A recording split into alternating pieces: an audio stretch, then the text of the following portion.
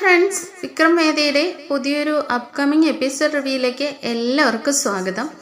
അപ്പോൾ നമുക്ക് എപ്പിസോഡിൽ ആദ്യം തന്നെ കാണിക്കുന്നത് ശ്രീജയാണെങ്കിൽ ഇങ്ങനെ തുണി അലക്കിക്കൊണ്ടിരിക്കുകയായിരിക്കും കേട്ടോ. അവിടെ വേദയും കൂടി നിന്നിട്ട് തുണിയൊക്കെ ശ്രീജയുടെ കൂട്ടത്തിൽ വിരിക്കാനൊക്കെ സഹായിക്കുന്നുണ്ട്. കമലാമ്മയും അവിടെ നിന്നിട്ട് ഇങ്ങനെ ഓരോ കാര്യങ്ങളൊക്കെ ഇങ്ങനെ സംസാരിച്ചുകൊണ്ടിരിക്കുകയാണ്. ഇനിയിപ്പോൾ എന്നാവും ഈ വീട്ടിൽ നല്ല ഒരു കാലം ഉണ്ടാവുക? എൻ്റെ മക്കളെല്ലാവരും ഒന്ന് നന്നായി കണ്ടതിന് ശേഷം ആ മാഷ് സ്വസ്ഥമായിട്ടൊന്ന് ഇരിക്കുന്നത് കണ്ട് കണ്ണടയ്ക്കാൻ പറ്റുമോ ഈശ്വര എന്നൊക്കെ പറഞ്ഞിട്ട് ഇങ്ങനെ കമലാമ്മ ഓരോ പരിഭവങ്ങൾ ഇങ്ങനെ പറഞ്ഞുകൊണ്ടിരിക്കുക കേട്ടോ. ഇത് കണ്ടിട്ട് ശ്രീജയാണെങ്കിൽ ഇങ്ങനെ കമലാമ്മയെ നോക്കുമ്പോഴേക്കും കമലാമ്മ പറയുന്നുണ്ട്, അതെ, ഈ ശ്രീജയുടെ കണ്ണുനീര് കണ്ട് ഞാൻ മടുത്തു. എന്ത് ചെയ്യാനാ? എൻ്റെ മക്കൾ കാരണം ഞാൻ ഈ പെൺമക്കളുടെ ഈ വന്ന് കയറിയ മരുമക്കളുടെ കണ്ണീരും കൂടി കാണണ്ട വന്നല്ലോ. ഇതൊക്കെ എൻ്റെ ഗതികേടാണ് എന്നൊക്കെ പറഞ്ഞിട്ട് കരയാണ് കേട്ടോ. അപ്പോൾ വേദ പറയുന്നുണ്ട്, ഇല്ലമ്മേ, എല്ലാം മാറും. ഇനിയിപ്പോൾ വിക്രമിനെ ഇത്രയും മാറ്റിയെടുത്തില്ലേ, ഇനി വിക്രമിനെയും ഒക്കെ നമുക്ക് മാറ്റിയെടുക്കാം. വിശ്വേട്ടനെ ഇനി എന്തായാലും നമുക്ക് അടുത്ത വഴി കണ്ടെത്താന്നേ. അമ്മ സമാധാനമായിട്ട് ഇരിക്കും. ഇനിയിപ്പോൾ അപ്പുമോളും കൂടിയൊക്കെ വന്നിട്ടുണ്ടല്ലോ.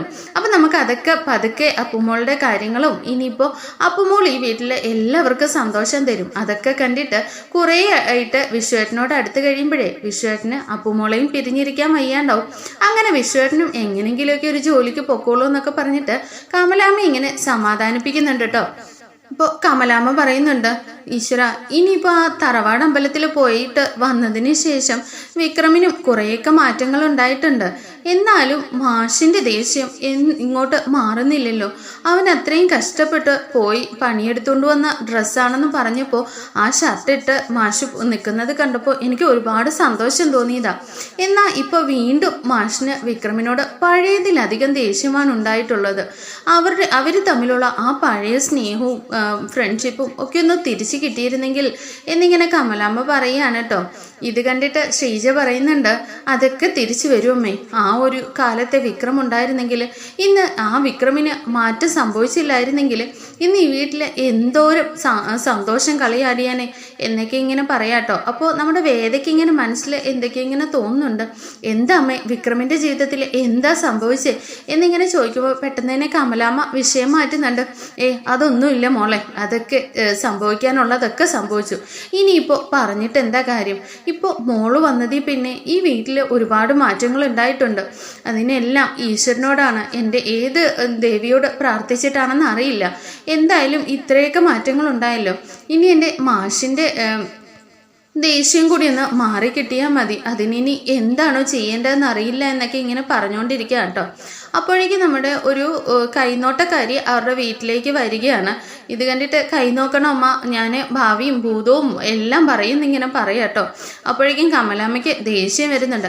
ഇനി ഈ വീട്ടിൽ അല്ലെങ്കിൽ തന്നെ സ്വസ്ഥതയില്ല, ആ ഒരു കുറവും കൂടിയേ ഉള്ളൂ എന്ന് പറയുമ്പോഴേക്കും അമ്മ ദേഷ്യപ്പെടാതമ്മ, ദേ ഈ മഹാലക്ഷ്മി ഉണ്ടല്ലോ നിൽക്കുന്ന ഈ വീട്ടിലെ മഹാലക്ഷ്മി ഈ വീട്ടിൽ വന്ന് കയറിയതോടു കൂടിയാണ് എല്ലാ കാര്യങ്ങളും തുടങ്ങുന്നത് തന്നെ. ഈ വീട്ടിലെ ഉയർച്ചയിലേക്ക് എത്തിക്കാൻ പോകുന്നതും ഈ കുട്ടി തന്നെയാണെന്ന് പറഞ്ഞിട്ട് വേദയുടെ അടുത്തേക്ക് ഇങ്ങനെ വരികയാണ് കേട്ടോ. ഇത് കേൾക്കുമ്പോൾ നമ്മുടെ കമലാമ്മ പെട്ടെന്നൊന്ന് തിരിഞ്ഞു നിൽക്കുന്നുണ്ട്, അവർ എന്താ പറയുന്നതെന്ന് കേൾക്കാനായിട്ട്. അപ്പോഴേക്കും എന്താമ്മ കൈ നോക്കണമെന്ന് ഇങ്ങനെ ചോദിക്കുക കേട്ടോ. എന്തായാലും വന്നതല്ലേ, കാര്യം പറയുമെന്ന് പറഞ്ഞിട്ട് നിൽക്കുകയാണ്. ആരുടെ കയ്യെ നോക്കണ്ടേന്ന് ഇങ്ങനെ നോക്കുകയാണ് കേട്ടോ. അപ്പോഴേക്കും ശ്രീജ പറയുന്നുണ്ട്, അമ്മേ, വിശ്വേട്ടന് ഇനിയിപ്പോൾ പണിക്കൊന്നും പോകുന്നില്ലല്ലോ, അപ്പോൾ ഞാൻ തന്നെ വിശ്വേട്ടന് മാറ്റമൊക്കെ ഉണ്ടാവുമോ എന്നൊന്നും അറിയാമല്ലോ, ഞാനൊന്ന് നോക്കിക്കട്ടെ എന്നിങ്ങനെ പറയുകയാണേ.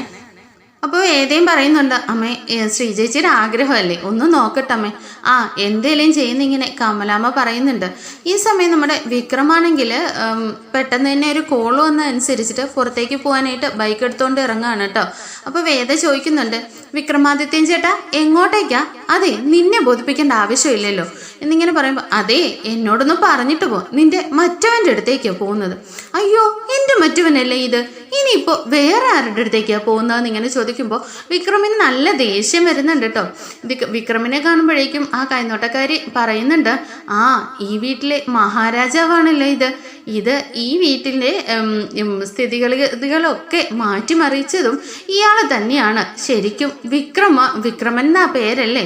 വിക്രമാദിത്യ രാജാവിനെ പോലെ തന്നെ രാജാവും റാണിയായിട്ട് ഈ വീട്ടിൽ ഒരുപാട് സംഭവങ്ങളൊക്കെ നടക്കാനിരിക്കുന്നതേ ഉള്ളൂ എന്നിങ്ങനെ പറയുമ്പോൾ വിക്രമിന് പെട്ടെന്നൊരു ഒരു ശങ്ക തോന്നും കേട്ടോ. വിക്രമ പെട്ടെന്ന് ബൈക്കിൽ നിന്ന് ഇങ്ങനെ ഇറങ്ങി വന്നിട്ട് നിങ്ങൾ എന്താ പറയുന്നതെന്ന് ഇങ്ങനെ ചോദിക്കുന്നുണ്ട് കേട്ടോ. അപ്പോഴേക്കും വേദയെ ചൂണ്ടിയിട്ട് പറയുന്നുണ്ട്, ഈ കുട്ടിയുണ്ടല്ലോ, ഈ കുട്ടി മഹാലക്ഷ്മിയാ, മോൻ്റെ ജീവിതത്തിൽ വന്നിരിക്കുന്നതിൽ ഏറ്റവും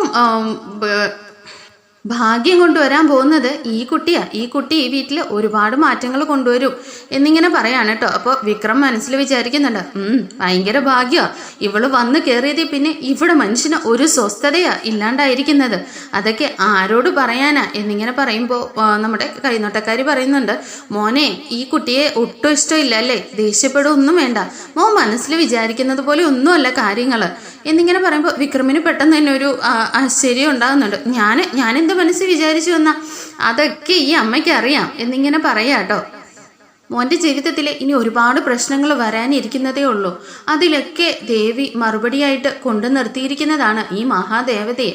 ഈ ദേവതയെ ഒരിക്കലും കൈവിടല്ല എന്ന് പറയുമ്പോഴേക്കും വിക്രമൻ ഇങ്ങനെ വിക്രം വേദ ഇങ്ങനെ നോക്കുന്നുണ്ട് കേട്ടോ. വേദ ഇങ്ങനെ ചിരിച്ചുകൊണ്ട് ഇങ്ങനെ നോക്കുമ്പോഴേക്കും അയ്യോ ഒരു ദേവത വന്നേക്കുന്നു, ഒന്ന് പോടിയെന്ന് പറഞ്ഞിട്ട് വിക്രം ബൈക്ക് എടുത്തുകൊണ്ട് ഇങ്ങനെ പോവാട്ടോ. എന്നാലും വേദയെക്കുറിച്ചുള്ള ഓർമ്മകൾ ഇങ്ങനെ വിക്രമിൻ്റെ മനസ്സിലിങ്ങനെ വരുന്നുണ്ട്. എൻ്റെ ജീവിതത്തിൽ മാറ്റം വരുത്താൻ വന്നതാണോ, ഇവളുടെ മനസ്സിലിരിപ്പ് എന്താണെന്ന് മനസ്സിലാവുന്നില്ലല്ലോ. ഇപ്പോൾ ഒരാൾ പറയുന്നു എൻ്റെ ഭാഗ്യമാണെന്ന്, ഇവൾ എന്തൊക്കെയാ ചെയ്യുന്നതെന്ന് അറിയില്ലല്ലോ. എന്തേലും ആട്ടെന്ന് പറഞ്ഞിട്ട് വേദ ഇങ്ങനെ മനസ്സിൽ നിന്ന് മാറ്റാൻ നോക്കുന്നുണ്ടെങ്കിലും ബൈക്ക് ഓടിച്ചു കൊണ്ടുപോകുമ്പോൾ വേദയുടെ മുഖമൊക്കെ ഇങ്ങനെ നമ്മുടെ വിക്രമിൻ്റെ മനസ്സിൽ മിന്നി മറയാണ് കേട്ടോ. ഈ സമയം വീട്ടിൽ കാണിക്കുന്നത് ശ്രീജയുടെ കൈ നോക്കാനായിട്ട് പോവാണ്. എന്നിട്ട് ശ്രീജയുടെ കൈ നോക്കിയിട്ട് പറയുന്നുണ്ട്, ഒരു 9 വയസ്സുള്ള കുട്ടിയുണ്ട് മോക്ക്, ഭർത്താവാണെങ്കിൽ ജോലിക്കൊന്നും പോകാറില്ലല്ലേ എന്ന് ചോദിക്കുമ്പോഴേക്കും ശ്രീജയുടെ കണ്ണൊക്കെ ഇങ്ങനെ നിറയുന്നുണ്ട് കേട്ടോ. മോൾ എന്തായാലും വിഷമിക്കണ്ട, ഈ നിൽക്കുന്ന ഈ വീട്ടിലെ 3ാമത്തെ മോൻ്റെ ഭാര്യയായിട്ട് വന്ന് കയറിയിരിക്കുന്ന കുട്ടിയിലൂടെയാണ് നിങ്ങളുടെ എല്ലാം ജീവിതത്തിൽ മാറ്റങ്ങൾ വരാൻ പോകുന്നത്. ആ ആൺകുട്ടി 3ാമത്തെ മോൻ്റെ ജീവിതത്തിലും ഒരുപാട് മാറ്റങ്ങൾ വരും, ഇനി എന്തായാലും നല്ല രീതിയിലാവും എന്നൊക്കെ ഇങ്ങനെ പറയുന്നുണ്ട് കേട്ടോ. അപ്പോൾ കമലാമ്മയാണെങ്കിൽ സന്തോഷത്തോടു കൂടി അവർക്ക് ഒരു 100 രൂപ എടുത്ത് കൊടുക്കുന്നുണ്ട്. എന്തായാലും നന്നായിരിക്കട്ടെ എന്ന് പറയാം കേട്ടോ. അപ്പോൾ കമലാമ്മ ചോദിക്കുന്നുണ്ട്, അതെ ഇത്രയും പറഞ്ഞില്ലേ, ഇനിയിപ്പോൾ ഈ വീട്ടിലെ പ്രശ്നങ്ങൾക്കൊക്കെ ഒരു പരിഹാരം ഇല്ലേ എന്നിങ്ങനെ ചോദിക്കുകയാണ്. അപ്പോൾ പരിഹാരമുണ്ട്, മൂകാംബിയിലെ അമ്മയുടെ അടുത്ത് പോയി എല്ലാവരും കൂടി ഒന്ന് തൊഴുതിട്ട് വരിക, നിങ്ങളുടെ വീട്ടിലെ എല്ലാ പ്രശ്നങ്ങൾക്കും പരിഹാരം എന്ന് പറഞ്ഞിട്ട് അവരവിടെ നിന്ന് പോവാണ് കേട്ടോ. അപ്പോൾ കമലാമ്മ ഇങ്ങനെ ചിന്തിക്കുന്നുണ്ട്, ഈയിടെ തറവാട്ടമ്പലത്തിലൊക്കെ പോയിട്ട് വന്നതേ ഉള്ളൂ, ഒരുപാട് പൈസ ചിലവായിട്ടുണ്ട്, ഇനി എന്തായാലും മൂകാംബികയ്ക്കൊന്നും പോകാനായിട്ട് മാഷിനോട് പറയാനേ പറ്റില്ല, ഇനി എന്താണ് ചെയ്യാന്നൊക്കെ ഇങ്ങനെ വിചാരിച്ചുകൊണ്ട് കമലാമ്മയെ അകത്തേക്ക് കയറി പോവാണ് കേട്ടോ. ഇത് കേൾക്കുമ്പോൾ ശ്രീജയുടെ മനസ്സിൽ ഒരുപാട് സന്തോഷമൊക്കെ തോന്നുന്നുണ്ട്. എന്തായാലും മൂകാംബിയിൽ പോയിട്ട് വരുമ്പോഴേക്കും എന്തായാലും വിശ്വൻ്റെ സ്വഭാവങ്ങളൊക്കെ മാറും, ജോലിക്കൊക്കെ പോകുന്നല്ലേ പറഞ്ഞിരിക്കുന്നത്, എന്തായാലും പോകാനൊരു വഴി കാണിച്ചു തരണേന്നൊക്കെ ഈശ്വരനോട് പ്രാർത്ഥിച്ചിട്ട് ശ്രീജയെ അകത്തേക്ക് കയറി പോകുന്നുണ്ട്. ഈ സമയം നമ്മുടെ വേദയ്ക്കൊരു കോള് വരുന്നുണ്ട് കേട്ടോ. അങ്ങനെ വേദ ഫോൺ അറ്റൻഡ് ചെയ്യുമ്പോഴേക്കും വേദയെ പഠിപ്പിച്ച ഒരു ടീച്ചറാണ് ഫോൺ വിളിക്കുന്നത്. ആ ടീച്ചറിൻ്റെ മോളെന്ന് പറയുന്നത് വേദയുടെ ഒരു അടുത്ത സുഹൃത്തുമാണ് കേട്ടോ. അപ്പോൾ ആ കുട്ടിയുടെ വിവാഹം വിളിക്കാനായിട്ടാണ് വിളിക്കുന്നത്. അപ്പോൾ മൂകാംബികയിൽ വെച്ചിട്ടാണ് വിവാഹം, എന്തായാലും വേദ ഉറപ്പായിട്ടും വരണമെന്നൊക്കെ ഇങ്ങനെ പറയുന്നുണ്ട് കേട്ടോ. അപ്പോൾ എന്തായാലും എനിക്ക് വരാൻ പറ്റുമെന്ന് തോന്നുന്നില്ല എന്ന് പറഞ്ഞിട്ട് ഒരുപാട് എക്സ്ക്യൂസുകളൊക്കെ ഇങ്ങനെ വേദ പറയാൻ ശ്രമിക്കുന്നുണ്ടെങ്കിലും യു മസ്റ്റ് കം എന്ന് പറഞ്ഞിട്ട് ആ മാഡം ഫോൺ വയ്ക്കാനായിട്ട് തുടങ്ങുകയാണ് കേട്ടോ. എന്തായാലും ഉറപ്പില്ല മാഡം, ഞാൻ പരമാവധി ശ്രമിക്കാമെന്ന് ഇങ്ങനെ പറയാം കേട്ടോ. അപ്പോൾ പറയുന്നുണ്ട്, അയ്യോ വേദയ്ക്കൊരു മുത്തശ്ശിയില്ലേ, അപ്പോൾ ഉറപ്പായിട്ടും മുത്തശ്ശിയും കൂടി കൊണ്ടുവരണമെന്ന് ഇങ്ങനെ പറയുന്നുണ്ട് കേട്ടോ. ആ മാഡം എന്ന് പറഞ്ഞിട്ട് ഓക്കെ മാഡം എന്ന് പറഞ്ഞിട്ട് ഫോൺ കട്ട് ചെയ്യുന്നുണ്ട്. ഈ സമയം നമ്മുടെ കമലാമ്മയാണെങ്കിൽ മാഷിൻ്റെ അടുത്ത് പോയിട്ട് ഇതുപോലെ ഒരാൾ വന്നിരുന്നു, ശ്രീജയുടെ എല്ലാ ദോഷങ്ങളും പ്രശ്നങ്ങളും മാറാൻ വേണ്ടിയിട്ട് മൂകാംബികയിൽ പോയാൽ ശരിയാവുമെന്ന് ഇങ്ങനെ പറയുമ്പോഴേക്കും വേദയുടെ കാര്യത്തിനാണെന്ന് പറയുന്നില്ല കേട്ടോ. അപ്പോൾ ശ്രീജയുടെ കാര്യത്തിനാണെന്ന് കുറേ നിർബന്ധിച്ച് കഴിയുമ്പോൾ മാഷും ഇങ്ങനെ സമ്മതിക്കുന്നുണ്ട്. അങ്ങനെ ട്രെയിനിന് നമുക്ക് പോവാം, അപ്പോൾ ചിലവും കുറവും ഇങ്ങനെ പറയുമ്പോൾ മാഷും സമ്മതം മൂളുകയാണ് കേട്ടോ. അങ്ങനെ എല്ലാവരും കൂടി ട്രെയിനിന് മൂകാംബികയിലേക്ക് പോകാനായിട്ട് യാത്ര തയ്യാറെടുക്കുകയാണ്. അങ്ങനെ എല്ലാവരും കൂടി മൂകാംബികയിൽ എത്തുന്നുണ്ട്. റൂം എടുത്ത് ഫ്രഷപ്പ് ആയതിന് ശേഷം എല്ലാവരും പോയി ദേവിയുടെ അടുത്ത് തൊഴുതിട്ടൊക്കെ ഇങ്ങനെ വരുന്ന സമയത്ത് നമ്മുടെ വേദയുടെ വിവാഹം ക്ഷണിച്ചിട്ടുള്ള മാം ഉണ്ടല്ലോ, ആ മാമിൻ്റെ പേര് ഗായത്രി എന്നാണ്. ആ ഗായത്രി മാം കണ്ടുമുട്ടുന്നുണ്ട് കേട്ടോ. അവർ ഷോപ്പിങ്ങിന് ഇറങ്ങിയ സമയത്താണ് നമ്മുടെ വേദയെ അവിടെ വെച്ച് കണ്ടുമുട്ടുന്നത്. അപ്പോൾ നിങ്ങൾ എവിടെയാണ് എങ്ങനെയാണ് താമസിക്കുന്നതെന്നൊക്കെ ചോദിക്കുന്ന സമയത്ത് ഞങ്ങൾ ഹോട്ടലിൽ റൂം എടുത്തിട്ടുണ്ടെന്ന് പറയുമ്പോൾ ഒരിക്കലും അങ്ങനെ പാടില്ല, നിങ്ങളെല്ലാവരും കൂടി ഞങ്ങളുടെ വീട്ടിൽ തന്നെ വേണം വന്ന് താമസിക്കാൻ നിർബന്ധിക്കുകയാണ് കേട്ടോ. അങ്ങനെ ആ മാം ഒരുപാട് നിർബന്ധിക്കുമ്പോൾ എല്ലാവരും സമ്മതം മൂടി അവരുടെ വീട്ടിലേക്ക് എല്ലാവരും പോവാണ്. അങ്ങനെ ഈ സമയത്ത് മാമിൻ്റെ മോക്കാണെങ്കിൽ ഒരു പ്രത്യേക തരത്തിലുള്ള ക്യാരക്ടറാണ് കേട്ടോ. വലിയ ആരോടൊരു സിമ്പതി ഒന്നും ഇല്ലാത്ത ഒരു ക്യാരക്ടറാണ്. ആ കുട്ടീനെ കെട്ടിക്കാൻ പോകുന്നത് ഒരു കൂട്ടുകുടുംബത്തിലേക്കാണ്. എന്നാൽ ഈ കൂട്ടുകുടുംബ വ്യവസ്ഥയിലൊന്നും യാതൊരു താല്പര്യവും ഈ ഗായത്രി മാമിനും ഇല്ല. അങ്ങനെ എല്ലാവരും കൂടി ഇങ്ങനെ സംസാരിച്ചൊക്കെ ഇരിക്കുക കേട്ടോ. സംസാരിച്ചുകൊണ്ടിരിക്കുന്ന സമയത്ത് നമ്മുടെ വേദയുടെ എഡ്യൂക്കേഷനെ കുറിച്ചൊക്കെ എല്ലാവരും ചർച്ച ചെയ്യുന്നുണ്ട്. അപ്പോൾ ഗായത്രി മാം പറയുന്നുണ്ട്, എൻ്റെ ക്ലാസ്സിലെ ഏറ്റവും ബെസ്റ്റ് സ്റ്റുഡൻറ്റ്, ബ്രില്യൻ്റ് ആയിട്ടുള്ള സ്റ്റുഡൻ്റാണ് വേദ. എനിക്ക് വേദയെ ഒരിക്കലും മറക്കാൻ പറ്റത്തില്ല. ഇപ്പോൾ വേദ എന്താണ് ചെയ്യുന്നത്, നല്ലൊരു ജോബൊക്കെ ആയോ എന്നിങ്ങനെ ചോദിക്കുമ്പോൾ എല്ലാവരും പെട്ടെന്ന് തന്നെ ഇങ്ങനെ മിണ്ടാതിരിക്കുകയാണ് കേട്ടോ.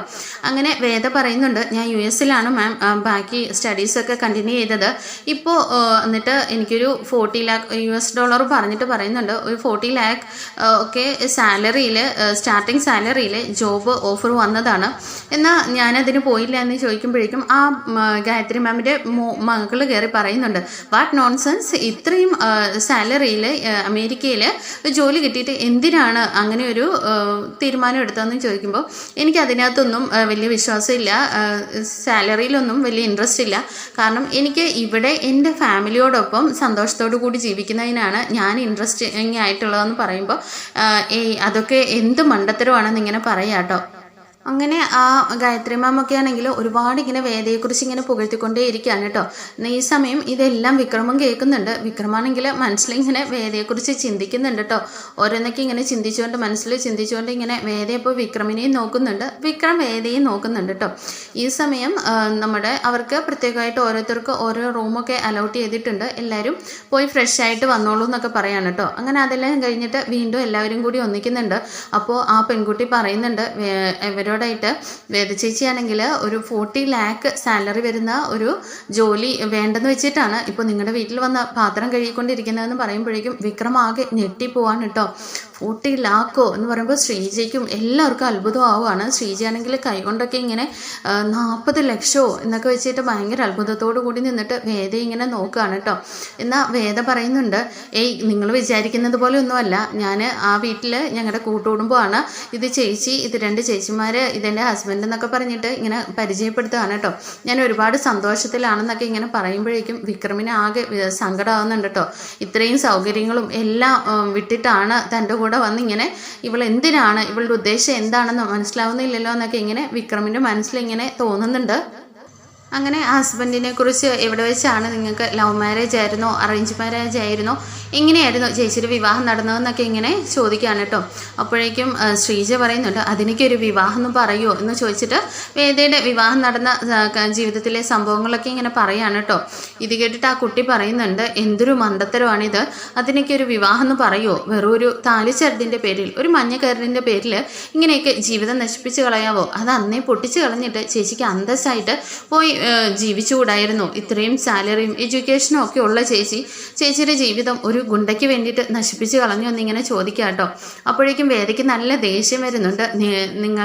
നിങ്ങൾ എന്താ ഈ പറയുന്നത്, വിക്രമിനെ കുറിച്ച് നിങ്ങൾക്ക് ഈ ഒരു ഗുണ്ട എന്നുള്ള പേര് മാത്രമേ അറിയുള്ളൂ, അല്ലാതെ വിക്രമിൻ്റെ എഡ്യൂക്കേഷനും വിക്രമിൻ്റെ ക്വാളിഫിക്കേഷനും ഒക്കെ എനിക്കല്ലാതെ വിക്രമിന് ഒരു നല്ല മനസ്സുണ്ട്, അത് നിങ്ങൾക്ക് ആർക്കും കാണാൻ കഴിഞ്ഞിട്ടില്ല എന്ന് പറയുമ്പോൾ വിക്രം ഇങ്ങനെ വേദയെ നോക്കുകയാണ് കേട്ടോ. അങ്ങനെ വേദയാണെങ്കിൽ വിക്രമിനോട് ചേർന്ന് നിന്നിട്ട് പറയുകയാണ്, ഞാൻ ഈ ജീവിതത്തിലെ സന്തോഷത്തിലാണ്, അപ്പോൾ നിങ്ങൾക്ക് ഇതിനകത്ത് വിഷമിക്കേണ്ട കാര്യമില്ലല്ലോ, ഐ എം ഓക്കെ ദാറ്റ് എന്ന് പറഞ്ഞിട്ട് വിക്രമിനെ ഇങ്ങനെ ചേർത്ത് നിർത്തുന്നുണ്ട് കേട്ടോ. അപ്പോൾ വിക്രമിൻ്റെ കണ്ണൊക്കെ ഇങ്ങനെ നിറയുന്നുണ്ട് വേദയെ നോക്കിയിട്ട്. അങ്ങനെ വേദയാണെങ്കിൽ ശരി എന്നാൽ പിന്നെ മോളിരുന്നോളൂ എന്ന് പറഞ്ഞിട്ട് ആ കുട്ടിയുടെ അടുത്തുനിന്ന് വിക്രമിനെ ഇങ്ങനെ കൈ പിടിച്ചുകൊണ്ട് പോവാം കേട്ടോ.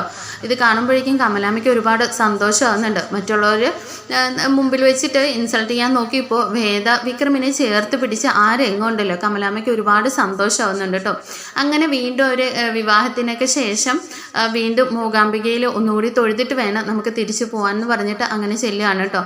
അങ്ങനെ വേദയും വിക്രമും കൂടി ഇങ്ങനെ കമലാമ്മ പറയുന്നുണ്ട്, എന്തായാലും ദേവിനെ ഒന്ന് ക്ഷേത്രത്തിൽ വെച്ചിട്ട് വലം വെച്ച് വന്നോളൂ എന്ന് പറയാട്ടോ. അങ്ങനെ വിക്രം ഇങ്ങനെ പോവാതിരിക്കുമ്പോഴേക്കും ശ്രീജ പറയുന്നുണ്ട്, എല്ലാവരും പറയുന്നത് കേട്ടില്ല വിക്രം, എന്തായാലും വേദ ഇത്രയും കാര്യങ്ങളൊക്കെ മാറ്റി വെച്ച് നിൻ്റെ കൂടെ ഇത്രയും റിസ്ക് എടുത്ത് ജീവിക്കല്ലേ, അപ്പോൾ നീ ഒന്ന് അവളെ ഒന്ന് സ്നേഹിക്ക് എന്നൊക്കെ ഇങ്ങനെ ശ്രീജ പറയുമ്പോഴേക്കും വേദ ഇങ്ങനെ നടന്നുകൊണ്ടിരിക്കുക കേട്ടോ ക്ഷേത്രത്തിലേക്ക്. അപ്പോൾ വിക്രം ചെല്ലു മോനേന്ന് ഇങ്ങനെ കമലാമ്മ പറയുമ്പോഴേക്കും വിക്രം പെട്ടെന്ന് വേദയുടെ കൂടെ തന്നെ ഇങ്ങനെ പോവാട്ടോ.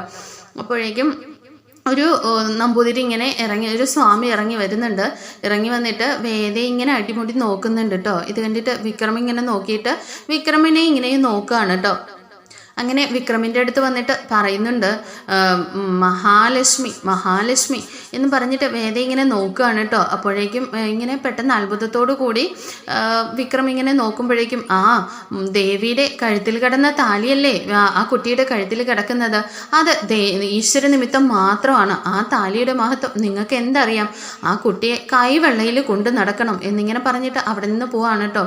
അപ്പോഴേക്കും പെട്ടെന്ന് വിക്രമിന് ഇങ്ങനെ പെട്ടെന്ന് എന്താ അവരങ്ങനെ പറഞ്ഞത് എന്നിങ്ങനെ പറഞ്ഞിട്ട് അത് ഷോക്കാവുകയാണ്. അതിനുശേഷം പെട്ടെന്ന് തന്നെ വേദയോടൊപ്പം നടന്നു എന്ന് വലം വെച്ചിട്ട് അവരെ ക്ഷേത്ര ദർശനമൊക്കെ പൂർത്തിയാക്കി മടങ്ങുകയാണ്. എന്നാൽ നമ്മുടെ വിക്രമിൻ്റെ മനസ്സിൽ വല്ലാത്തൊരു അലേലിയൊക്കെ നടക്കുന്നുണ്ട് കേട്ടോ. വേദയെക്കുറിച്ച് എല്ലാവരും പറയുന്നത് കേട്ടിട്ട് വിക്രമിന് വേദയോട് എന്തെന്നില്ലാത്ത ഒരു പ്രണയമോ ഒക്കെ തോന്നുന്നുണ്ട്.